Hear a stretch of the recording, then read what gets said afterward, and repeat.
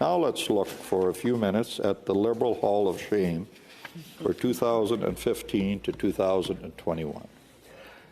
Liberal MP William Amos was caught twice on House Zoom proceedings in indecent possessions. Liberal MP Yasmin Ratanzi was wrongfully employing her sister with taxpayers' dollars and deliberately hiding this information from Canadians. Liberal MP Ramesh Sangha was removed from the Liberal caucus in January of 2021 after he accused multiple other Liberal MPs of supporting the Khalistani movement.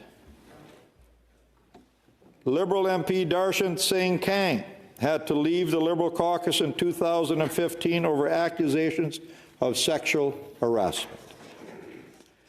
Liberal MP Nicola Di Lorio didn't show up for work for a year after he announced his resignation in 2018.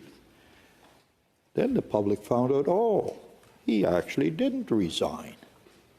He still collected his salary as an MP, even if he was working full-time in a law firm in Montreal. To this day, this situation has never been clearly explained by Trudeau and the Liberals. Liberal MP Raj Grewal admitted he racked up millions of dollars in debts playing casino blackjack and ended up resigning from the Liberal caucus in 2018 after the news came to light, following an RCMP investigation. But after suddenly announcing he had paid off his seven-figure debts, he stayed on as a member of Parliament for the rest of the parliamentary session. You may recall that Mr. Grewal was already under investigation by the Federal Ethics Commissioner at the time and was later found guilty of being in violation of conflict of interest. Then there was Liberal MP Marwin Tabara. He was allowed to run again for the Liberal Party in 2019 election, even though detailed allegations of sexual harassment had been made against him. After being arrested in April 2020, he remained in caucus for almost 2 months because the Prime Minister's office claimed they knew nothing about it. It took a newspaper article for the Liberals to kick him out of caucus. Then former Liberal MP Frank Baylis signed one of those juicy sole source contracts with the Liberal government during the COVID epidemic. He received $237 million. Public health agency figures disclose that more than 90% of the 10,000 Baylis Medical Company ventilators it bought were never used in any clinic or any hospital. Sadly, these ethical lapses were even worse amongst cabinet ministers. Let me give you a few examples. As there are many, I will go in alphabetical order. Anita Anand's husband was the recipient of one of those juicy COVID contracts. Life Labs received tens of millions of dollars of COVID contracts. They sell test kits. Anita Anand's husband, John Knowlton, is a director of Life Labs.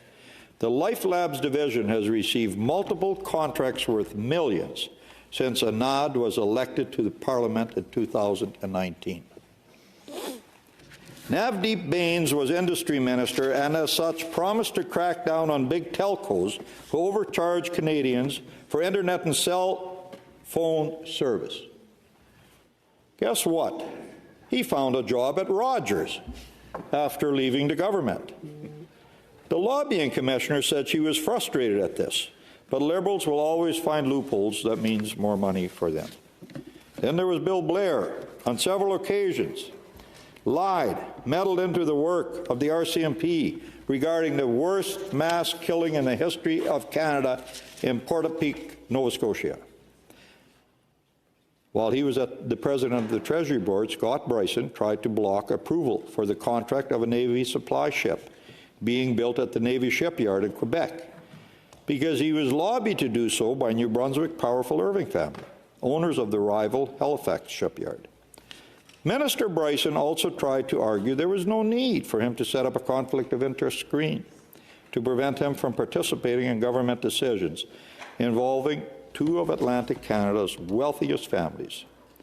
even though he used to chair one of their investment firms, and that his spouse continued to sit on the company's board of directors.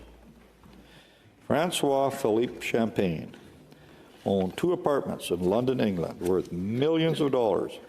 His mortgages were with a Chinese bank.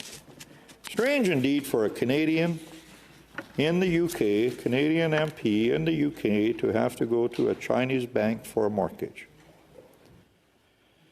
Judy Foote got involved in the Frank Norman affair. I will talk about that in a bit. But what is interesting here is that she resigned for health reasons.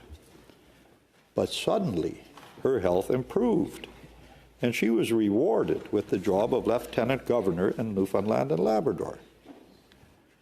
Stephen Guilbeault forgot to pay his taxes, but he never forgot to travel, especially to China. This minister is running around the globe, busy lecturing Canadians, but patting Chinese or Gulf Emirates officials on the back. Catherine McKenna and John Wilkinson, his predecessors at Environment, were of the same ilk, jetting around the world to lecture the common folks that they should bicycle to work. Foreign Affairs Minister Melanie Jolie's office staff didn't read an email that said her department was sending a representative to a Russian embassy party. So we had a representative at a party drinking vodka with the Russian officials just after Putin had invaded Ukraine. Not reading their emails is a hallmark of Trudeau ministers and their staff. It was the excuse given by Bill Blair and Marco Mendicino and, of course, Justin Trudeau. When David Lametti was turfed from cabinet, a lot of people wondered why.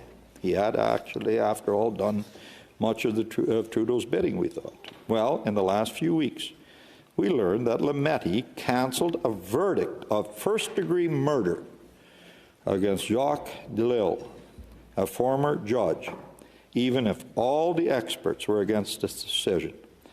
Lametti and the government refused to come clean on why he did that, even though Delisle later pleaded guilty to manslaughter. You all heard Senators' non-answers to our questions on this issue. What about Dominique LeBlanc, who, despite connection to the powerful Irving family, was appointed to be Minister of Fisheries, Oceans, and the Canadian Coast Guard? He had to consult with the Essex Commissioner for weeks in order to figure out how to stick-handle around this very obvious conflict of interest. Then there was a time when Minister LeBlanc flew from Moncton to Montreal and back aboard a jet owned by J.D. Irving Limited. Nothing to see here, folks. But when the Ethics Commissioner, Mario Dion, found Minister LeBlanc guilty of breaking a Conflict of Interest Act because he awarded a lucrative Arctic surf clam license to a company linked to his wife's cousin, he couldn't wiggle out of that. Speaking of Dominique LeBlanc and Scott Bryson, we still don't know what their exact role was in the Vice Admiral Norman affair. The Liberals tried to renege on a contract for a supply ship in order to give it back to the Irvings.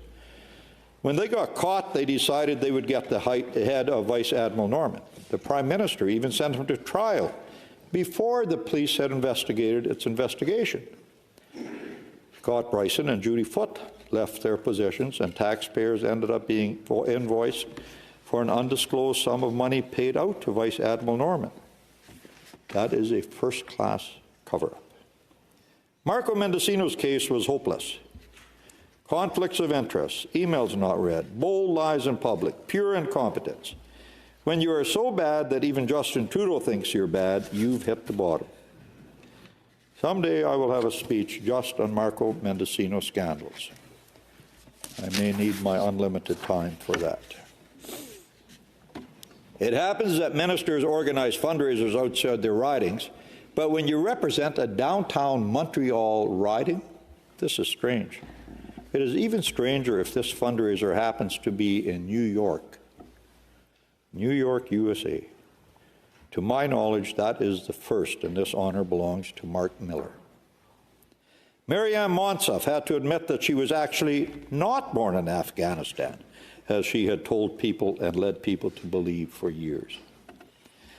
Bill Morneau is another minister who was scandal-prone. He started his political career with violating the Elections Act, for which he was fined.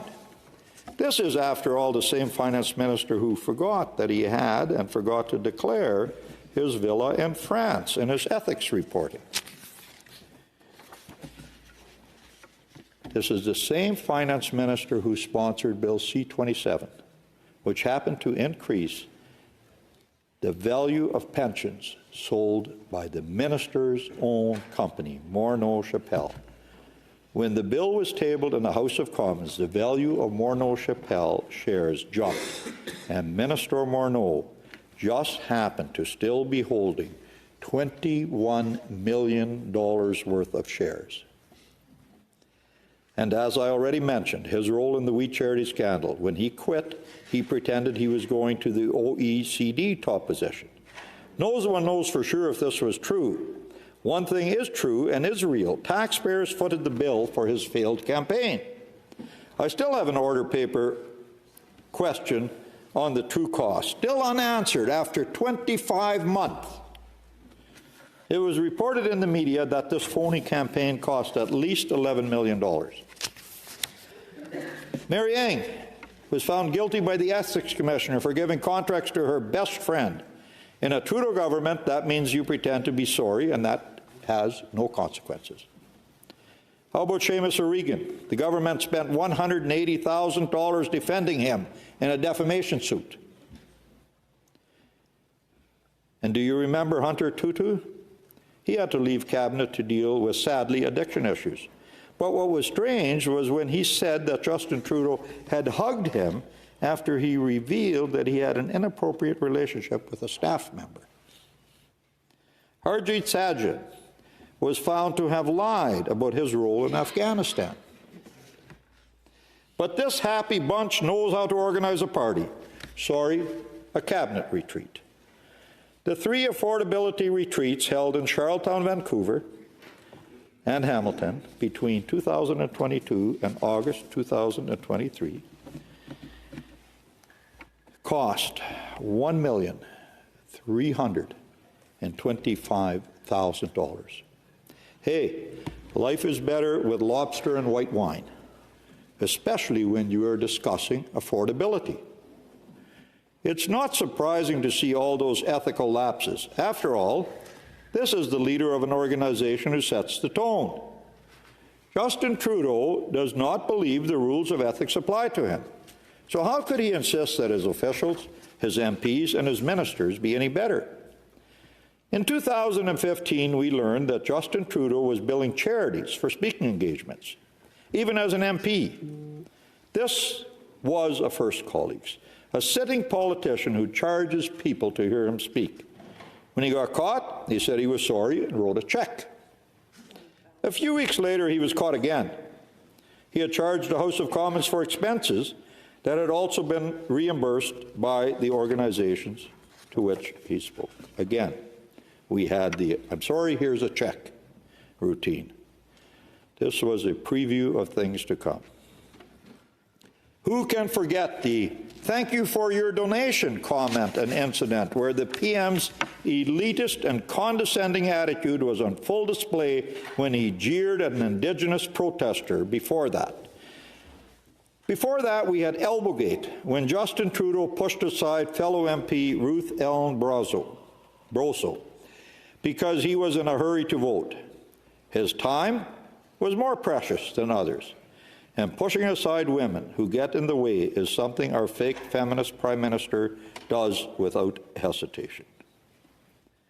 That was in line with Justin Trudeau's behaviour in the Kokanee grope incident, where he groped a female journalist.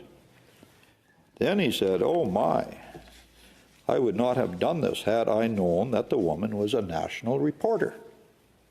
I guess in his mind it's more acceptable to grope a person that is not a national reporter than one that is.